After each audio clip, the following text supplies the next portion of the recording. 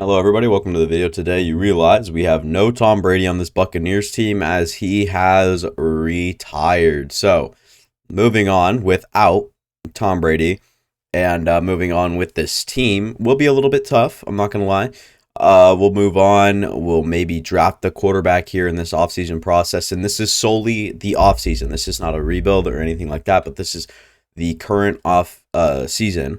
And yeah, I guess let's get to re-signing. I feel like realistically, this team wants Levante David back. So if he wants to stay with the team, completely up to him. Jamel Dean is really good, in my opinion. I shouldn't say really good, but is he worth this money? Probably not. I'm not going to lie. Probably not worth the money, but I could see them bringing him back. But I'm going to wait on that. I'm going to wait on that for sure. Logan Ryan's as good as gone. Akeem Hicks, all these guys except Sean Murphy-Bunting was no interest, would be a tough one to sign. So looks like that they'll have to have a big free agent class as they'll let go of a lot of their pieces and hopefully retain Jamel Dean, who has interest in signing here, but obviously doesn't sign. And I think that we can move to free agency with this team. Very needy in a lot of ways, a lot of offensive line needs.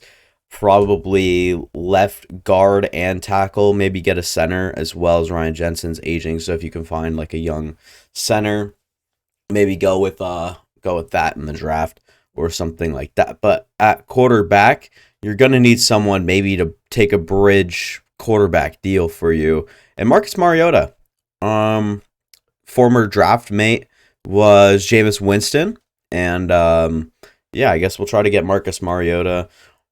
We know, I don't know why I brought that up or why I brought the other thing up, but yeah, having Rashad White at 74 overall is kind of rough. He's 24 already too. Miles Sanders would be fun. He would definitely be fun. I'm just curious how many other people have, offers on him, and nobody does, so that's pretty lucky. At wide receiver, you do have like a need for a guy like Sterling Shepard, actually. Now looking at the people on the team here, I think that Sterling Shepard really fits your scheme. I'm just not sure if you want to spend all your money on there quite yet. Tight end, Irv Smith would be fun, but not quite there. Orlando Brown. Interesting situation right here. Wants a lot of money. Former Oklahoma player would leave us with like no remaining cap. I cannot do that. At guard, though, is there anybody here that really strikes me as a guy that I want? It just doesn't look like it. At center, anyone we can maybe move to guard? I don't think that we want to do that. Will Hernandez is here, which is interesting because someone I might want, but I'm not sure what direction we're going to head in. I'll probably put an offer in on Will Hernandez, like a 2-year deal, lower a few things, and kind of leave it at that. Do have a good deal on him. And at right tackle, maybe someone we can move to left tackle.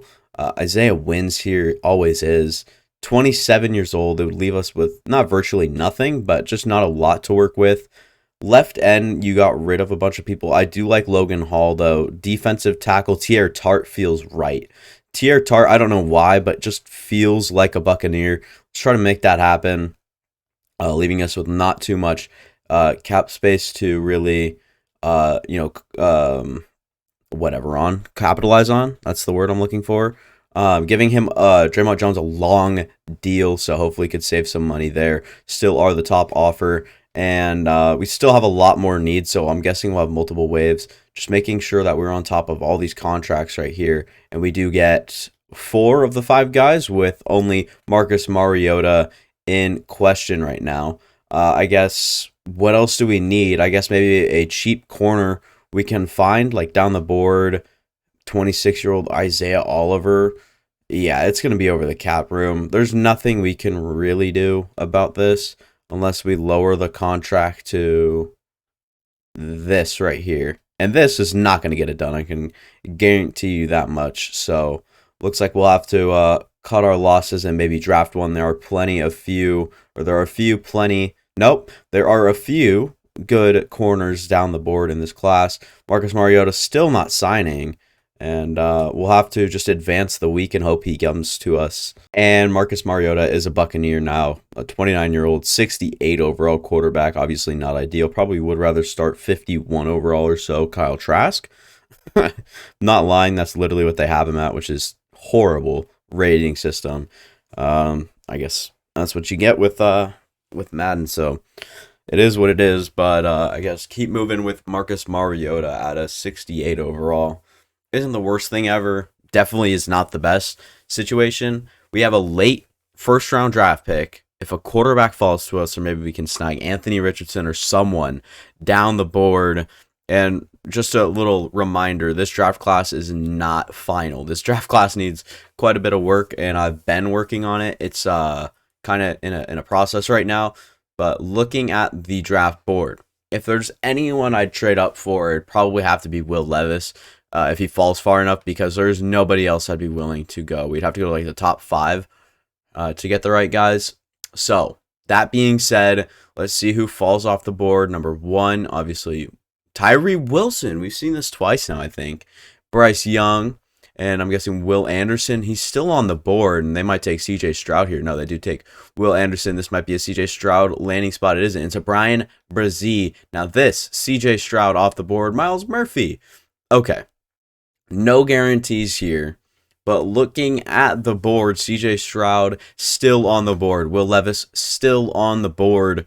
Do we want to make a move 12 picks up to the spot? I don't think so. We'll go here. Hopefully they take Will Levis. They don't, and Will Levis might actually end up going here as well. So I think we'll cut our losses. I don't really see the point of doing all that. Christian Gonzalez off the board. Maybe a Bijan Robinson spot. Quentin Johnston off the board. Osiris Torrance.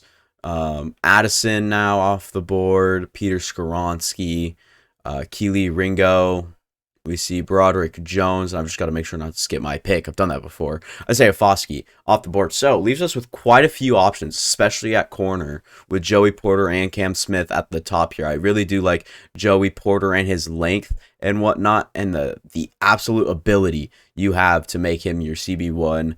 Definitely in need of that position.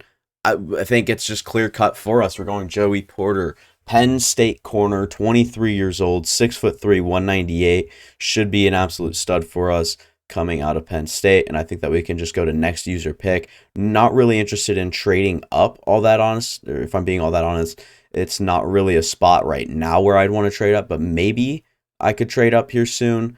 Something I have noticed with my game, though, or my whole computer, is actually kind of slowed down. Curious what is going on. But Clark Phillips is here. Josh Downs is here. Cedric Tillman would be quite fun. Jalen Duncan down the board. I do like Jalen Duncan quite a bit. Does he really have what we need, though? He's good. He's offensive line. He's here. Do I want him, though? I don't know. Jalen Duncan's fine. I think I'd like to keep looking at least my, my options here. Lucas Van Ness, we've gone a couple of times. Whippler actually at the spot is pretty good, but so is Will McDonald. I think we did address defensive line a little bit. So I think that the pick right here has to be either Blake Freeland, absolute powerhouse of a player, or it'll have to be Jalen Duncan. I think that will go Jalen Duncan here in the long run. Normal development, not been the greatest draft for us so far, but I guess we keep it moving and continue to try to draft some of our needs down the board. At this point, there's no quality players that you're really going to want starting for you, unless there is. I mean, someone might fall, like a player like Josh Downs if he's still on the board, These corners fall every time I do these, so it's a little interesting. Do need a safety. Yeah, you definitely need a safety. He fits our scheme. Very good player, A block shedding. I like Jair Brown at this spot, I'm not going to lie. Definitely keep him in consideration. 5'11", run support corner to kind of help us out. What sort of quarterbacks kind of stand on the board to this point? Not a lot. If I had to, really pick, it'd go with Max Duggan, but I'm sure he'll be there sooner or later. I don't know. It's such a tough one. I'm not even going to try to draft him. Just keep looking around. Avila's here. Don't need or don't want him, I guess, necessarily. I think the pick is very clear-cut. Jair Brown, another Penn State DB coming on over, playing with his teammate Joey Porter. And I was skipping through picks to see if Max Duggan would go, and he did. So Max Duggan's off the board. Not too many quarterbacks I'd like now on the board. I mean, Jaron Hall's good, Clayton Tune, whatever. Dorian Thompson, I'm not sure if like that's a real player. I think that I don't know what the deal is with him. And then I've got kind of a few people in here that probably need to be rearranged. Been working on wide receivers, so I want to see what wide receivers to this point looks like. Puka Nakua, Jonathan Mingo, Raheem, Trey Palmer. So yeah, these guys are still on the board. We'll see if anyone's on the board actually at our pick. There should be, just because, like I said, I'm not done with my my draft class, so there might be someone at our pick at in the 5th round, which is not rare necessarily. Like some players are projected to go low, and some teams, scout them out and whatnot. So, yeah, I guess really interesting to see, like how draft processes move around, and kind of just you move every here and there. Why is Tanner McKee a wide receiver? He's definitely not a wide receiver. Trey Palmer's here. Marino Cropper was someone I think that I really liked him out of Fresno. He's a Fresno State guy. Complete contested catch, right? I think that's his. No, it's not his deal. Okay, there's one absolutely massive player down the board. I can't remember which one it was. I don't think that he's updated here yet, but he's in the franchise I'm working on it for. Marvin Mims is here. I'm okay. I'll pass. Tyler Scott, deep threat. I don't know. Some of these players look better than others. Jonathan Mingo's fine. Puka Nakua. Let's go Puka Nakua. Why not? Good player out of BYU. Started better development. 6'2", 205, plays the slot well. Hidden development, like I said. I think it's a good call. And DeMarvion Overshown here. Not the best athlete. Has some of the fundamentals down. Technique's okay. His press isn't that great. I'll take the shot on him. Hidden development. Was not aware of that. Made him a long time ago. He's not one of the first people I made, but a while ago. So let's keep it moving to the end of the draft. See how we did. I feel like we had a pretty solid draft, but not like one of the better ones that I've had, but just one that kind of suits the team and just where we were at to that point. But let's look at some of the players that we got here with the draft recap. 75 overall, Joey Porter. Jalen Duncan at 72 is good. Jair at a 72 is also good. Puka Nakua probably shouldn't be this highly rated, but did like the player down the board. And then DeMarvion Overshown was a 70 overall as well. Aiden O'Connell and David Agwagbu. Sorry if I butchered the hell out of that, but I'm pretty sure I'm not offending anyone. And if I am, I'm truly sorry. I know that didn't sound sincere, but promise that is a complete and utterly necessary thing to say, especially with the tone of voice and that right there. So let's go ahead and actually construct this team, see what we look like, and move on with the season, see how we do with this brand new Bucs offense led by no other than Marcus Mariota. Why is it so slow? So yeah, this will be the team here. An okay offensive line. Definitely have seen better. Duncan can play that left tackle spot. I'm okay with that. Cam Bray is still here. Keefe and Kate Otten, obviously. But yeah, Marcus Mariota under roster is just insane to me. Miles Sanders, we've given him some good weapons, though. Miles Sanders is a new addition to those Buccaneers team and will be for a while. Mike Evans, Godwin, Nakua can maybe develop into a player. Russell Gage as well is here. Shaq Barrett, Levante David. You only have a good defense for so long. Overshown, you have Jair Brown here. So Overshown is actually saying that he's a better like cover corner, so or safety. And then yeah, I guess Overshown will have to play over Trey Bride or Trey. What's his name? Troy Pride. That's the one. Brought in Draymond Jones, Logan Hall, T.R. Tart, and Vita Vea. Not sure who will all play. Okay, so yeah, this is exactly how I wanted it to kind of play out. Except if I had to have it my way, I'd probably want to develop Tryon Shoyinka over Draymond Jones here, but I guess it'll work how it has to work. Overshown will actually play the slot. Don't mind that with his coverages and see what he can kind of develop into. But team looks good. All looks good. Let's see how the team does simulating to the playoffs. Probably take ages because I couldn't even tell you. So going along with a lot of technical difficulties I've had recently, Reason there's not a face cam on your screen right now. I might honestly factory reset my freaking computer, man. I kid you not. This is what, 3 minutes in the future, and we're not even close. I guess we're close, right? But like week 15 in 3 to 4 minutes is absurd. This has never happened to me in my life. I don't know what's going on. And how in the world did we make the playoffs at 9-8? Marcus Mariota threw for 5,000 yards, third in the league. 34 touchdowns and 12 interceptions. Talk about the reemergence. Miles Sanders was here. He wasn't much better than the other two guys. Rachaad White was actually very efficient on his 7 carries on the season. Very rough stuff. Receiving, Mike Evans had 1,700 yards. Jesus. Russell Gage with 1,000, nearly 1,100. Chris Godwin was good. Kate Otten was fine. Miles Sanders, okay. And then Puka Nacua was good on his couple of catches. And defensively, some tackles to go around, TFLs to go around, some sacks not to go around. Sacks were very, very low. But all around, really good year for Marcus Mariota.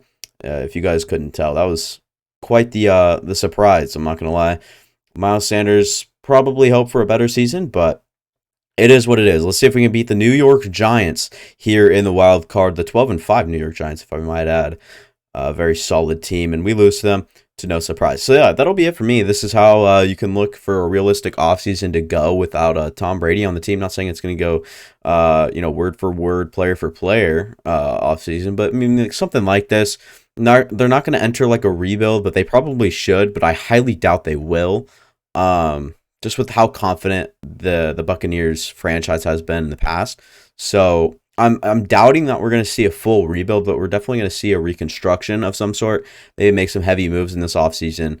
But yeah, that'll be it for me. And yeah, I guess come back next day, tomorrow is what I'm trying to say. Upload daily on the channel. So make sure to stop in, maybe subscribe, like the videos, whatever you guys want and or need to do. And I'll see you guys next time.